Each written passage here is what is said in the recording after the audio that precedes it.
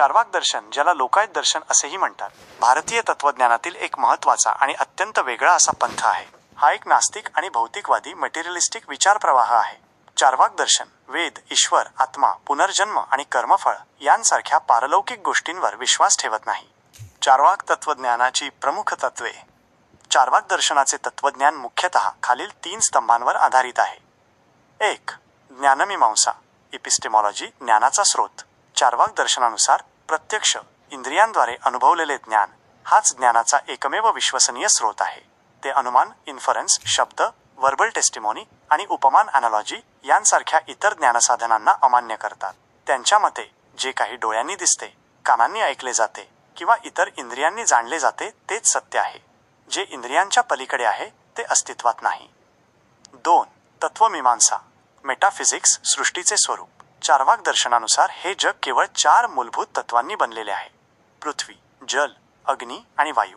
ते आकाश, एथर या 5व्या तत्वाला स्वीकारत नाहीत, कारण त्याचे प्रत्यक्ष ज्ञान होऊ शकत नाही. त्यांच्या मते चेतना, कॉन्शियसनेस ही शरीरापासून वेगळी अशी कोणतीही गोष्ट नाही. ज्याप्रमाणे विशिष्ट प्रमाणात गूळ आणि आंबट वस्तू मिसळल्यावर दारूमध्ये नशा निर्माण होते, त्याचप्रमाणे या 4 भौतिक तत्वांच्या विशिष्ट मिश्रणातून चेतना निर्माण होते. शरीराच्या मृत्यूनंतर चेतना नष्ट होते, त्यामुळे आत्मा नावाच्या अमर गोष्टीचे अस्तित्व नाही. 3. आचारमीमांसा, एथिक्स, जीवन जगण्याचा मार्ग. चार्वाक दर्शन हे सुखवादी, हेडोनिस्टिक आहे. त्यांच्या मते मानवी जीवनाचे अंतिम उद्दिष्ट सुख प्राप्त करणे आणि दुःख टाळणे हे आहे.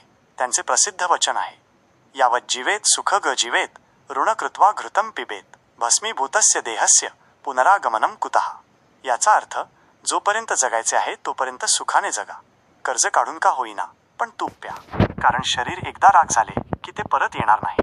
ते धर्म, स्वर्ग, नरक, पाप, पुण्य आणि मोक्ष यांसारख्या पारलौकिक संकल्पनांना फसवणूक मानतात, ज्यांचा उद्देश लोकांकडून पैसे उकळणे किंवा त्यांना नियंत्रित करणे आहे. चार्वाक दर्शनाचे महत्त्व. जरी चार्वाक दर्शन आज एक स्वतंत्र पंथ म्हणून अस्तित्वात नसले तरी भारतीय तत्वज्ञानाच्या इतिहासात त्याचे खूप महत्त्व आहे. इतर तत्वज्ञानांनी उदा. सांख्य, योग, न्याय, वैशेषिक चार्वाकच्या विचारांचे खंडन करण्यासाठी आपली तत्त्वे अधिक स्पष्ट केली. चार्वाक दर्शनाने नेहमीच इतर विचारप्रवाहांना आव्हान दिले आणि बौद्धिक वादविवादांना प्रोत्साहन दिले.